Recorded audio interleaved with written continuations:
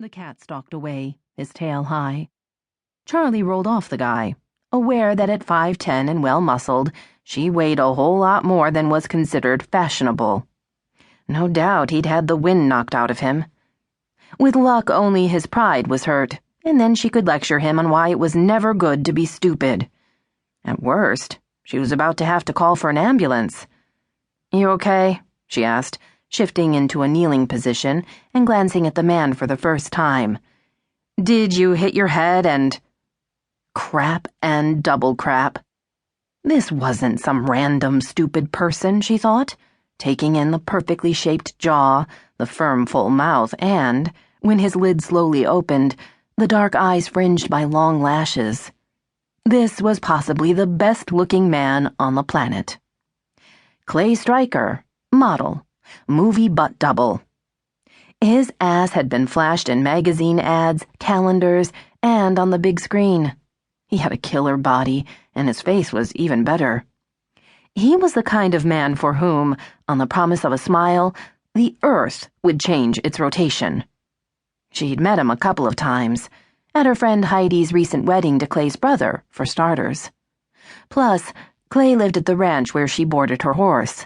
They'd nodded at each other over stalls and hay bales, but she'd never seen him up close before. Not in the flesh, at least. Had never been so near to a flawless human. Reluctantly, she had to admit, it was a little unnerving. One corner of that perfect mouth turned up. "Hey," he said. "I saved you." Charlie snorted. "Not likely. Did you hit your head? Because if you did, I'm hoping it knocked some sense into you." The slight curve became a smile. "You're welcome." He sat up. Charlie put a hand on his shoulder. "Hold on there, hotshot.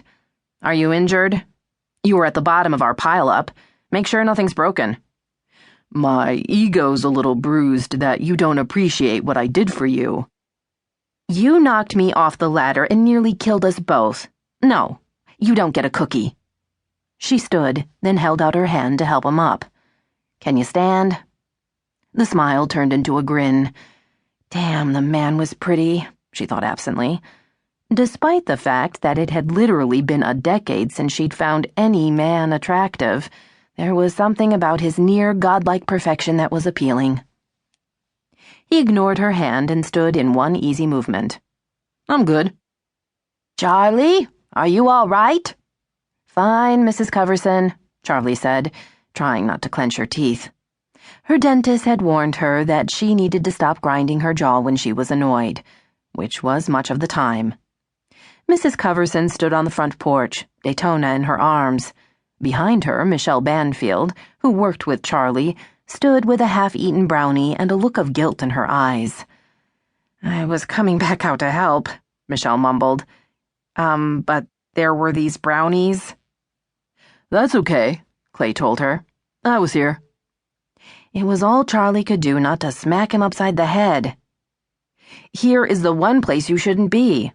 It's illegal to interfere with a firefighter at work. You do it again and I'll have you arrested." Instead of being appropriately intimidated, Clay grinned. "You're tough." "You have no idea." He stuck out his hand. "Glad I could help." "You didn't—" She shook her head. "Whatever, fine. Thank you. Now go away." She shook hands with him, conscious of his fingers engulfing hers. And he was taller, by at least 4 inches. Interesting facts, but of no earthly use. First of all, she had yet to conquer her man-phobia, and if she decided she wanted to, it wouldn't be with anyone like him. She would look for safe, nice, normal. Second, even if she was silly enough to be attracted to him, which she wasn't, there was no way in a million billion years that a guy like him would be interested in a woman like her. Men like him fell for supermodels and women like her mother. Well, back when her mother had been younger. Charlie knew what she was. Strong and capable. She could wear the 50 pounds of gear her job required without breaking a sweat. She could haul hoses up 10 stories of stairs, no problem. She was